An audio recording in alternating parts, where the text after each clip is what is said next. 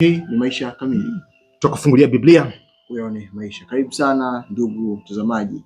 Tumeanza wiki nyingine, somo la 12 kushiriki habari zake. Amen. Kuna mwenzangu hapa alikuwepo jana kumuuliza kwamba yeye uchumba wake alifanya siri. Anasema alifanya siri lakini kwa muda haikuwezekana kuficha. Baadaye mambo yakamshika. Hata na sisi neno la Mungu akashiriki hizo habari. Hatuwezi kukaa nalo. Lazima tushiriki na wengine. Jumatatu pasipo kulazimisha lakini kwa nguvu. Mungu wa mbinguni tunakushukuru sana kwa kibali chako tuje tunasikia leo.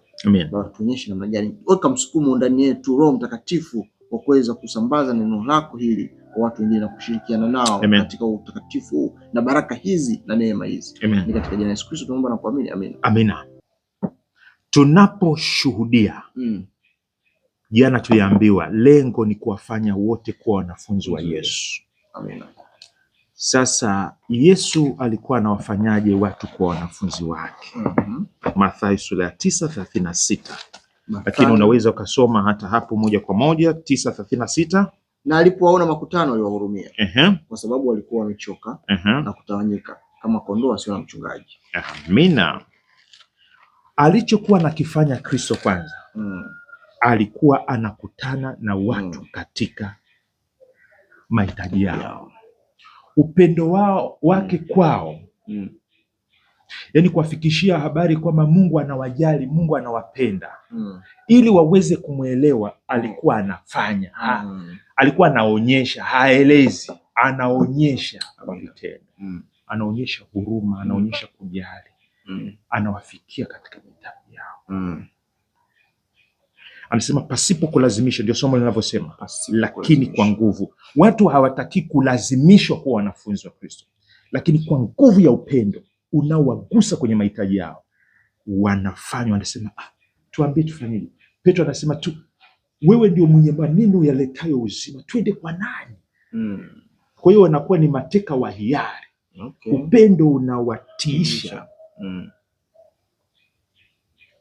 Kwani wewe mchumba wako ikwaje? Ulimtekaje? Ulimshuhudiaje? Upendo. Mbona umezungumza kwa upendo? Inaonekana umezungumza kwa mguso fulani kwamba hayo ni maeneo matakatifu. Upendo. Ukumwambia tu maneno. Ulionyesha kujali pia. Na alivutiwa na kujaliwa. Hawa ambao wanahitaji, tunahitaji kuwaposa kwa Yesu Kristo. Unaweza kuzungumza hapo? Tunaweza kufanya hayo tu, tunaweza kufanya njia hiyo, kwa sababu ukiangalia Yesu, angalia mfano yake. Alikuwa ishi tu sijui kwa kuhubiria, hapana. Alikuwa kwanza hubiri lake ni kuwafuata pale walipo katika zile hali zao. Mathayo ambaye alikuwa ni mtoza ushuru, katika hitajiko la kupata faraja mtu kuweza kumwonyesha kwamba ana thamani katika jamii. Vipi yule kahaba ambaye alikuwa anataka kupigwa mawe, Yesu akamfuata pale katika hitajio lake kabisa. Tunakumbuka ni Simon Petro, wameshusha nyavu hajapata samaki. Yesu anawafuata, alionyesha kujali kwamba hebu tupeni nyavu. Amesema hapana, mtu anapoendelea kuwa mkawe. Na ndio maana hata anapoondoka anaambia, mmeona nilichofanya? Na nyinyi kafanyeni vivyo hivyo. Na Petro wa pili sura ya 3 mstari wa 18 anasemaje pale? Anatuhimizaje pale? Petro wa pili 3:18 anasema, lakini kuweni katika neema na katika kumjua Bwana wetu na Mwokozi Yesu Kristo, utukufu na yeye sasa hata na milele. Kuweni katika neema, kuweni katika huruma, kuweni katika kujali. Na huku ni kwa mithili, kwa mfano wa Kristo Yesu. Kwa hiyo kumjua Kristo kuendane na kukua, yani kuendelea kukua katika kumjua Kristo kuendane na kukua katika neema. Ushawaona neema na Ukristo katika wainjilisti na wachungaji wanaokushuhudia habari za Yesu? Unaona wamejawa neema na kweli? Naona wamejawa neema na kweli. Au mafungu wengine na tutoke huko kwa jina la Yesu. Rafiki yangu, Yesu anahitaji watu wengi waweze kumfahamu, waweze kumjua.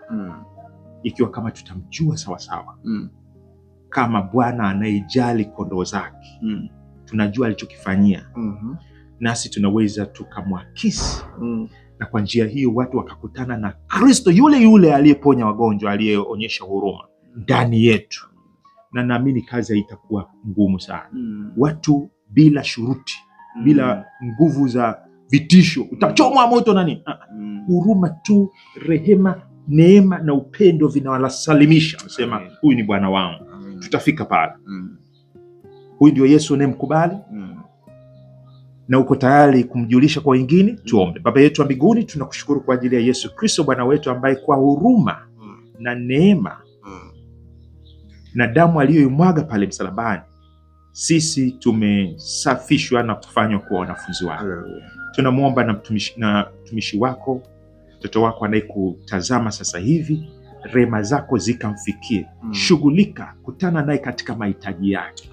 Baba, kwa jina la Yesu apokee uponyaji Baba. Kwa jina la Yesu apokee majibu ya maombi yake. Kwa jina la Yesu apokee afya na uzima. Kwa jina la Yesu apokee kazi. Kwa jina la Yesu apokee kukujua wewe Mungu wa pekee na wa kweli, na Yesu Kristo uliyemtuma. Mpaka kesho ndivyo tunavyoomba kwa jina la Yesu. Amen. Amen. Asante sana ndugu mtazamaji, na kupitia kipindi chetu hichi. Tumefikia tamati siku ya Jumatatu. Tulikuwa tunaangalia somo la pasipo kulazimisha, lakini kwa nguvu. Kesho Jumanne tunasoma zile vidokezo kwa ajili ya kumshuhudia Yesu. Mimi ni Arnold Rubinza na mimi ni Enos Makalindile. Karibu sana. Amen.